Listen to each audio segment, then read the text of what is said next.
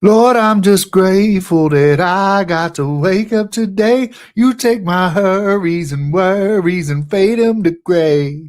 You have good plans for me. That's what you say. That's how I know everything is gonna be okay. Friends and family, amigos y familia, what's happening? Long time. No, listen, good to see you. Today's my birthday, and I'm recording a podcast. My wife said, "What do you want to do on your birthday?" I said, "Absolutely nothing. I want no responsibilities. I don't want, here's what I don't want to do. I don't want to cook or clean or feed the dogs or feed the birds or mow the yard or do the things and do the day to day. All I want for my birthday is zero responsibilities. So take things away from me, take things off my plate. Don't give me things." How are you? I've thought about you. You've been on my mind. Last time we spoke was the fantastic podcast with my guy Christian. Before that, if you haven't listened to that, go listen to that.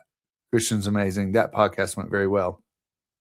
But before that podcast, I said, where I've got so much lined up. I've got Christian, I've got Bob, I got this and that and this and that. And I do have a lot to talk about. And I did record an episode with Christian, and I recorded almost 2 hours with Bob. And then I deleted it. And I know what you're saying. Bob, you're listening to this. I know what you're saying. Bob's an IT guy. Bob's great. I'm going to have him on for sure. I'm going to fix this situation. But I texted him and I said, "Man, I've got good news and bad news. Good news is we get to record another podcast. Bad news is I deleted the one we already recorded." And I know you're thinking, how do you delete something off the internet?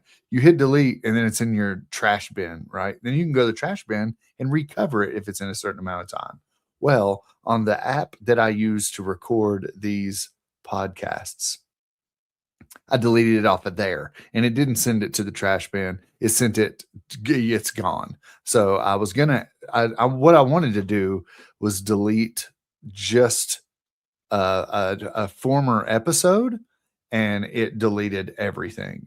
And so I didn't have it saved, backed up or anything. I actually had the podcast with Christian saved to another computer, but I didn't have Bob's backed up. So my bad.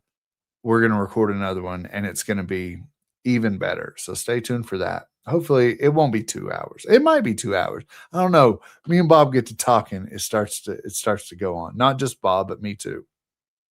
But maybe I can edit it down or plan it better to figure it out. But this episode today, my birthday episode, is I've got a lot of stories to tell. So buckle up for that. I've been told I'm a good storyteller. So we'll see. Well, you be the judge. But the first story I would like to tell just happened the other day, last week, probably. Avery, my oldest daughter, she turned 13. And the day after her 13th birthday, she was offered to come babysit for pretty much the first time. She's babysat for our neighbors, which have been right next door to where we've been right there if she needed anything. And the parent has been home. So she's been able to babysit with the parent in the house. So that's been kind of a learning curve for her. But this is her first big time one where the parents are gone. It's nighttime. She was there. It was the day of. The parents texted and said, "Hey, we got to go out. Let's, can you babysit?" She was like, "Dad, can I do it?" I'm like, "Sure." But they didn't give her an end time. So I had something. I think I was recording the 8-Bit Clubhouse podcast with Drew and Hambone that night.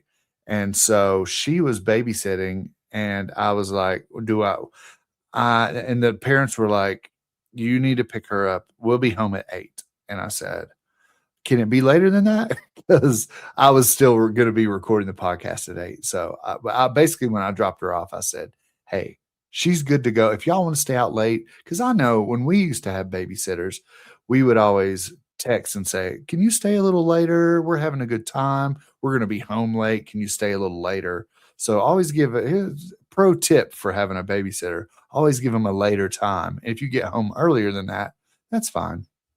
But give them a later time just to cover yourself. Anyways, dropped her off and said, "You all keep her. Stay out. She's good to go. I can pick her up at midnight if you want. I'm good.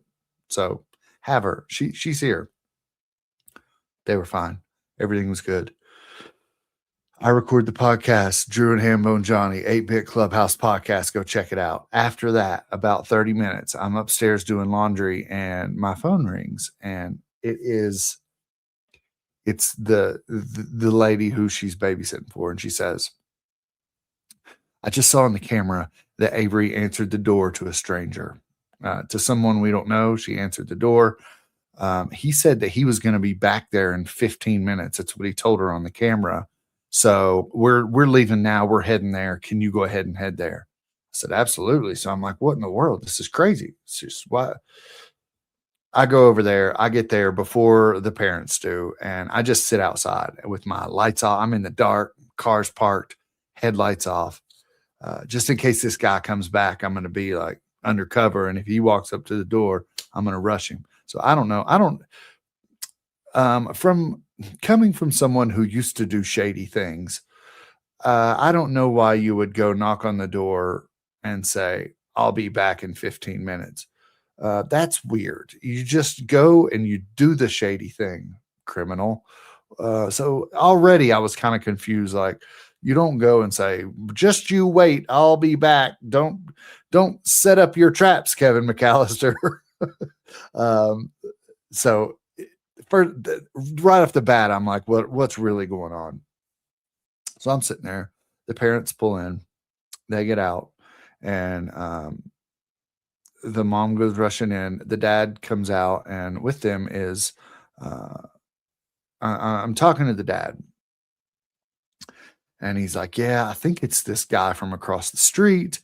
He's had some beef with my brother-in-law. My brother-in-law, they've not got along and had some arguments before, so he's already like out to get us." Because they saw, I guess they saw the guy on the camera and didn't know who he was, but the details of this story really don't matter. What's the bottom line is, my daughter was home there with 2 or 3 toddlers, basically. Some guy comes, knocks at the door at 8:30, 9 o'clock at night. She said that she thought it was the lady that lives there. She said that she thought they were home. And I said, "Well, later I'll tell you." Anyways, so she opens the door to this guy. The dogs go running out. She comes out on the porch to get the dogs, brings the dogs in. The guy says, are there any adults home?" She says, "No." And he says, "Well, when will they be back?" And she says, "I don't know, 15 minutes. And he said, "Well, I'll be back in 15 minutes. There's an important something I need to talk to them about." That's what happened. The mother's irate, the father's, and I'm standing there listening to the dad, and I'm like, "Don't you worry. I'm going to take care of this. I had to seem like I was really concerned and really cared. I get Avery in the car, and she says, "I opened the door because I thought it was the lady that lived there." I said, "When the lady that lived there got home, how'd she come in?" She said, "Through the front door." I said, "Did she knock?" She said, "No." I said, "There you go.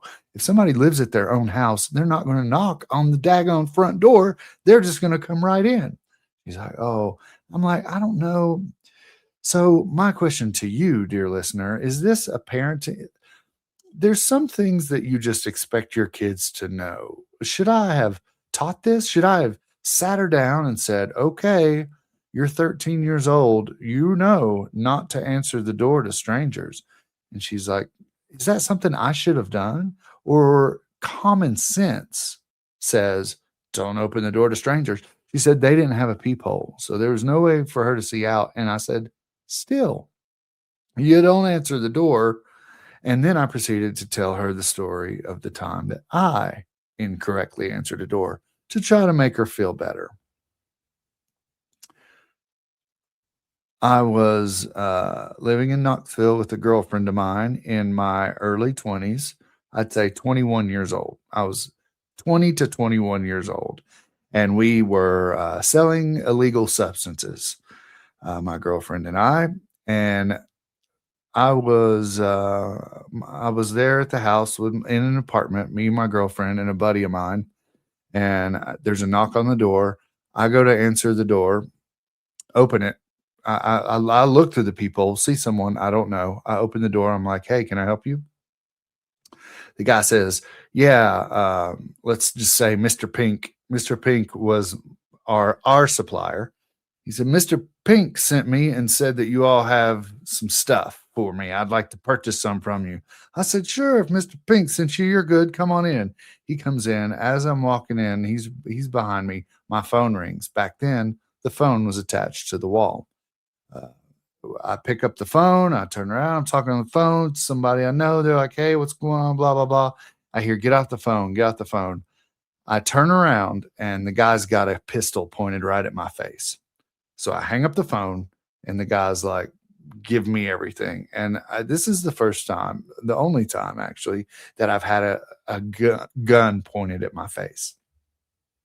And I just said, "Don't kill me." And he's like, "Where's all the things?" And we're like, here's some drugs and take this. And he's like, I you all have more than this. You've got money, you got something. And we're like, "No, this is, take it. We don't, take this, take the drugs. We've got nothing else." And he's like, you got to have more." And he goes around and has us open drawers and show him. And we're like, there's nothing else. I mean, there might have been like $100 or something, but we really didn't have much. I had just got a check for $700 or $800 that I hadn't cashed yet. And I think, come to find out, this is long story long. I'm not going to say long story short. This story is just going to go on. This episode is about stories, in case you missed the first part. Excuse me. I think that he found out from my girlfriend's sister that I had recently gotten that check. However, I hadn't cashed it. There was no cash. He had my friend take off his shirt, give him his shirt. Apparently, it was a nice shirt and maybe a gold chain, some jewelry. He took that from him and all the drugs we had. I'd say about a quarter pound of marijuana, maybe some other stuff. I don't recall. Took all that, left. As he left, he ran out, got in his car. We gave him a minute and ran out after him to see if we could see what he drove, maybe get a license plate, whatever. By the time we got out, he was too far for us to see. He drove a box Chevy, too far to see the license plate. Anyways, I told Avery this after she had answered the door to a stranger, and that made her feel much better. But I said, "Hey, in the future, just don't answer the door, especially if you can see who it is. You don't recognize them, don't answer it." I don't answer the door now, ever. Even if it's somebody I know, I don't answer the door. So if it's somebody that's coming over, they know how to get in. So I don't answer the door. I don't answer the phone, especially if I don't recognize the number. Text me, right? So that makes her feel better. But the bottom line is here, several days later, the lady told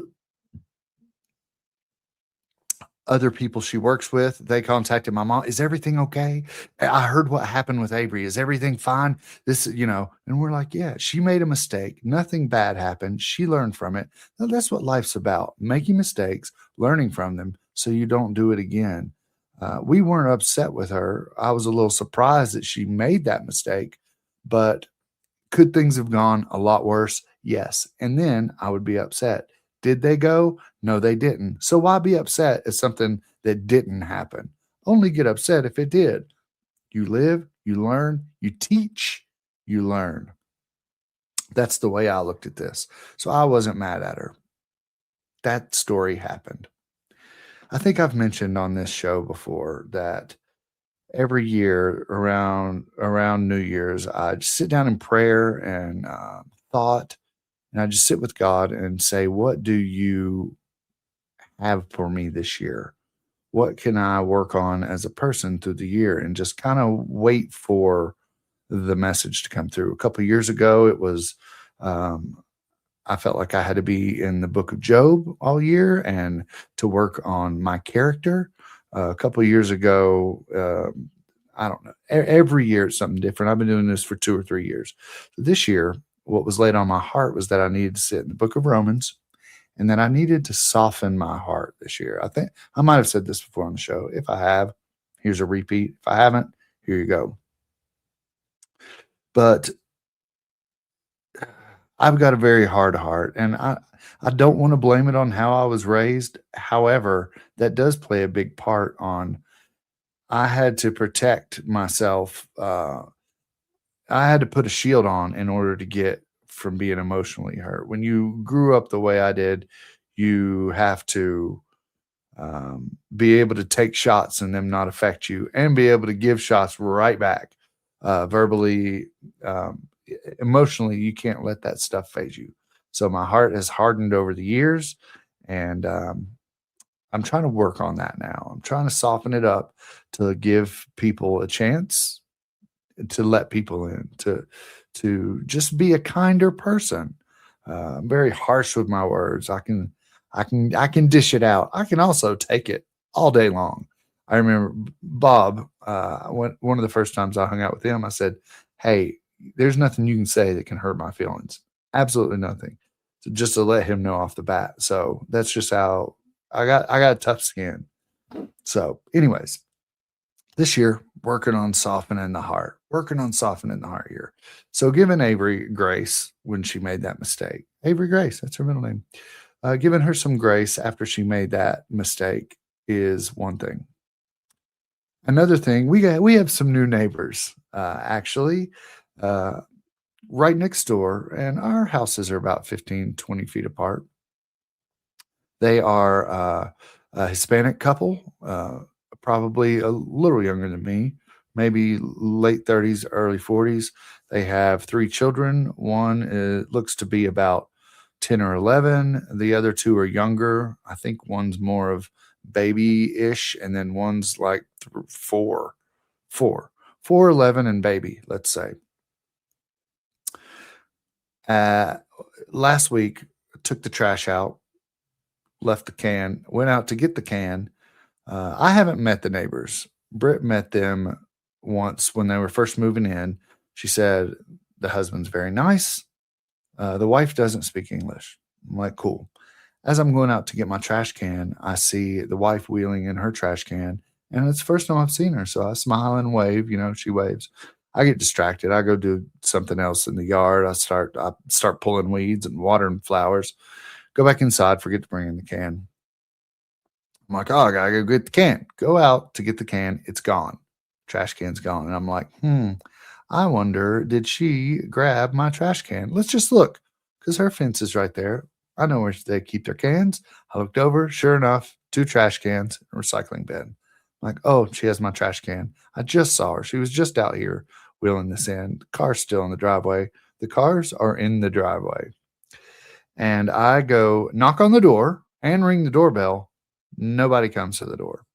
I'm like, okay, I'm 1,000% sure you're home, but maybe you're like me and don't answer the door ever.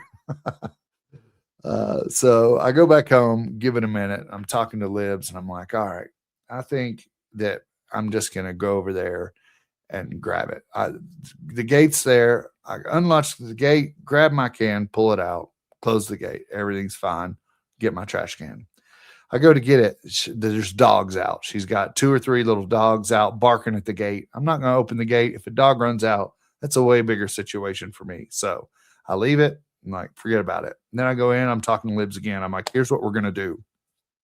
We're going to get ski masks, and we're going to go tonight when it gets dark, and we're going to sneak over there, grab the trash can then, because the dogs won't be out, or if they are, they'll be asleep. We'll be super quiet. And Libby said, if we do this with ski masks, we have to walk like this. And she was kind of walking like a 1950s burglar. I said, okay, we can absolutely do that. I've got the ski masks. I've got the walk down. We can do it. So that's the plan. I go out, work in the yard a little more, and I'm thinking, you know what? I'm just going to try the door one more time. I go over there, ring the doorbell. She comes to the door. I'm like, hi, I think you might have grabbed my trash can by mistake. And she just looks at me and smiles and just holds up her fingers like a little bit. And I said, okay. And she turns around and walks back inside. She goes, and I'm guessing the husband's not home. She gets her son, who's 11-ish, brings him to the door. He comes to the door. There's another child at the door. Everyone's at the door. And he says, hi. And I said, oh, hi. I said, I think that you all might have accidentally grabbed my trash can. And the mom said, I don't speak English. And I said, okay. Anyways, I think you all might have grabbed my trash can. And the son said, we have a trash can and a recycling bin. And I said, oh, I know. Yeah. But if you go look now, you'll see that you have two trash cans and a recycling bin. And he turns and he speaks to his mother in Spanish. And he said, okay, I'll meet you over there. He goes in, they close the door. I walk around the house, meet him at the gate. He wheels the trash can out to me and says, my mom thought that they had given us an extra trash can.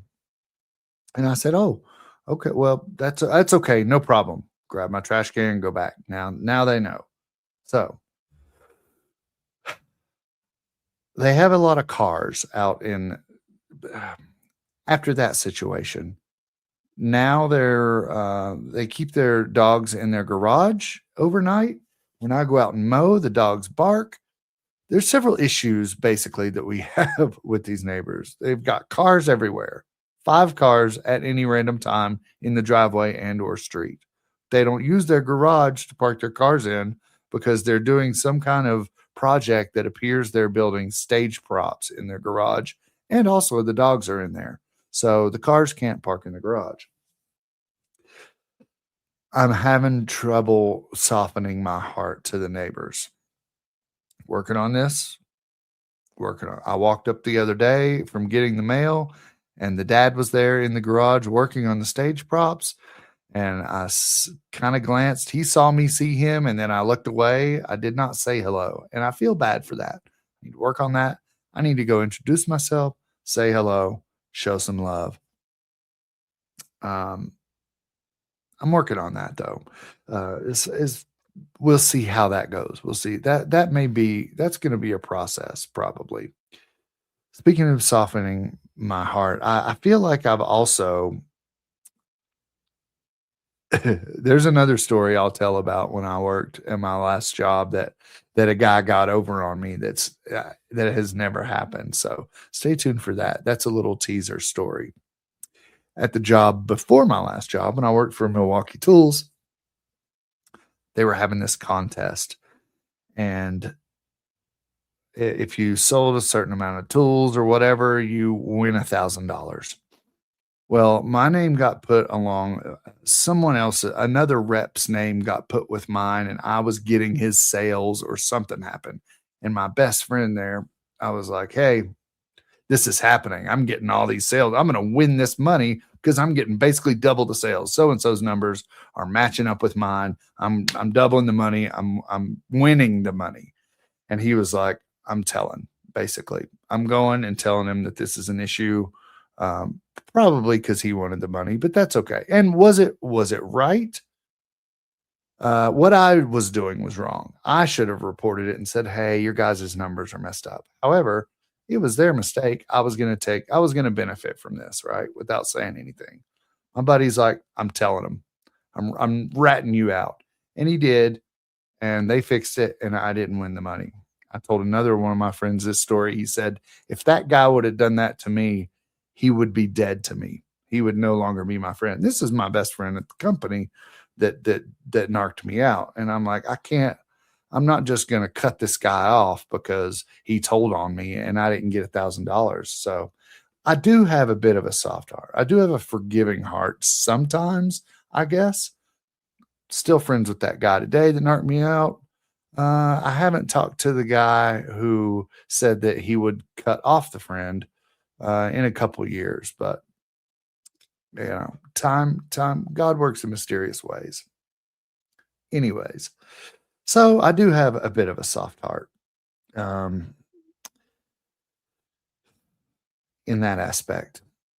When I was a child, and my mom will probably remember this story. We lived in there was a man who had a giant white house, mansion in my eyes when I was a kid, huge white house. We lived in his basement. He had like an apartment under the house. They basically took, It was probably some kind of slave quarters at one point, knowing the area we were in. Some kind of basement area underneath the house that had a side entrance, and it was all concrete, basically just foundation. The ceilings were 6 feet tall, exposed pipes, one little tiny bathroom with a itty bitty shower and a toilet and a sink. Uh, no bathtub. There was 2 bedrooms, kitchen, some living area. Very small place, very dark, no windows. There might have been a window in the kitchen because it was, anyways, there might have been a window. We lived in this apartment. Has nothing to do with the story. Just thought I'd set the scene. I was young, maybe 6, maybe 5, maybe 7, maybe 6, maybe 7. You know what the kids say. Maybe 5. We had kittens, and there was this one kitten. Oh, we had a cat that had kittens. So there was 3 or 4 kittens running around. Bless their hearts, they were eaten up with fleas. We had to dip them in flea baths. I think several of them might have died from flea bites, but I remember there were these 3 kittens, and one was a bully. Wouldn't let the others eat, just fighting always, just mad, angry, knocking the other kittens out of the way, would not let them have food, had all the food to himself. Bully cat, right? It comes one day, I'm sitting there kind of laying in the floor playing with my brother, and here comes the kittens running around the corner. And the bully cat, it just is, very confident, running, leading the pack. I grab the cat and throw it straight up in the air. Like I said, the ceilings of this place were 6 feet tall. When I threw the cat up, it bounced off the ceiling, came back down, and was severely injured. I'm not sure what happened, but the next thing that I remember is that we were at the vet with my mom. My mom took the cat to the vet. The cat ended up dying. I killed the cat basically for being a bully. That's always lingered in my head as that's always tore me up, because if you know me, I'm super kind to animals. I'll catch flies in the house and let them outside. I don't like killing bees. I don't like killing any animal. I'm very kind to animals, and animals love me. So this was very out of character for me. I don't know where I was at mentally at the time, at that point in my life, but I've never purposely killed an animal since that day. Whether that I've never hunted, I've never purposely killed an animal since then. So that's a memory that stuck with me. Got to now. I don't know if I mentioned this on one of the last episodes, but for Christmas I got a window bird feeder. So it's a bird feeder that you stick on your window to where you can look at it from the opposite side and watch the birds as they eat. Very cool. Very nice. I had that on my Amazon list for Christmas. The kids were like, "What can we get you?" I said, "Check my Amazon list." They picked that. They got that. I've set it up this spring, and it took forever for the birds to realize that this thing was a legitimate bird feeder. However, now, after about a month, now they know it's there, and I have to refill the food every day. It's fantastic. I've become a bird watcher. Birds are there all the time. Love the birds. Love watching the birds. Love seeing their patterns, seeing which different kinds I can see. It's so cool. I'm officially old. I'm a bird watcher. So the other day I'm there, and there is a bully bird. Per the previous story, you know how I feel about bully animals. This bird was just sitting there on the feeder bucket, and it was about the same size as the other little birds. They're all just, I don't know, 5 inches tall and brown birds mostly. Occasionally I'll get a pigeon or a blackbird that flies in there, but mostly they're just little brown birds. Colorado's not, I don't know. This feeder just attracts these little brown birds. Finches, if you will. Let's call them finches for the record. This little finch was sitting on the bird feeder, just bowed up, had his feathers fluffed, and there's like 4 or 5 other birds sitting on the tree right there watching him like, "We gonna get some food? We're gonna get some food." And this guy's like, "No, you are not. This is my feeder." Eventually, the other birds fly away. This guy just sits down the feeder and goes to town, sitting there eating. And I'm like, you know what? I'm just gonna go kind of tap on the glass and, scare this little bird away so the other ones can have some food too. Share the love. I'm not gonna throw him. I'm not gonna throw him. I'm not gonna do what everybody thinks I'm gonna do and get out the BB gun. I let the bird sit. I let him eat. And I was just going to tap on the glass. When I go to tap the glass, I walk right up to the glass. And usually when I start getting close, as the birds scatter, they see me through the glass. And they're like, "Holy cow, there's a human. Let's go." This guy's still sitting there. This guy is a rebel. I get right up. I'm 6 inches from the glass and this thing's not moving. And I look and he's got no eye. And so the side of his face that is facing me, he can't see me because he has no eye.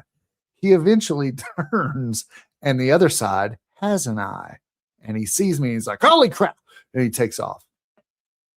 So this bird with one eye, he keeps coming back and he hangs out there and he'll eat until he sees me and then he'll fly away. But he keeps coming back and he's running off the birds. And I'm like, I've got to take care of this guy. Not anything crazy, but just I'm going to have to continually scare this bird off so the other ones can get some food. And as I thought about it, I thought, you know what? This poor bird with one eye is struggling in life. I think he's got way bigger issues. He probably has problems flying. He probably has problems finding food as it is.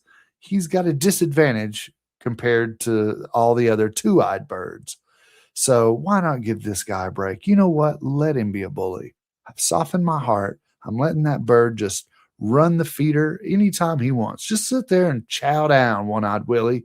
Take your time because you deserve it. You know what? You deserve a break today. So that feeder is now One-Eyed Willie's feeder, as long as he wants it. Sometimes he's not there and the other birds eat, but when he is there, it's his. So I've come to the conclusion that that's just let nature be. I've learned that the hard way in life too. If you mess with nature, you throw off the whole equilibrium. So just let it be. Don't touch it. Let it run its course. See what happens. So that's me softening my heart. And I think that's going to wrap it up for today. I've got birthday shenanigans to get to. So I'm just going to run and do the thing. And thank y'all for listening and hanging with me. I'm not editing this. I'm going to hit end recording and post it. So yeah, have it as it may. All my perfections and imperfections. But thank you all for listening. I really appreciate it. Keep it locked for more of this. Check out 8-Bit Clubhouse podcast. Like and subscribe to this and all the things that I do. It's fun. I have fun. Said the last episode, I like to create. So follow along as I create stuff. I've got a lot more in my head to get out there and we'll see what happens. So thanks again. I love y'all.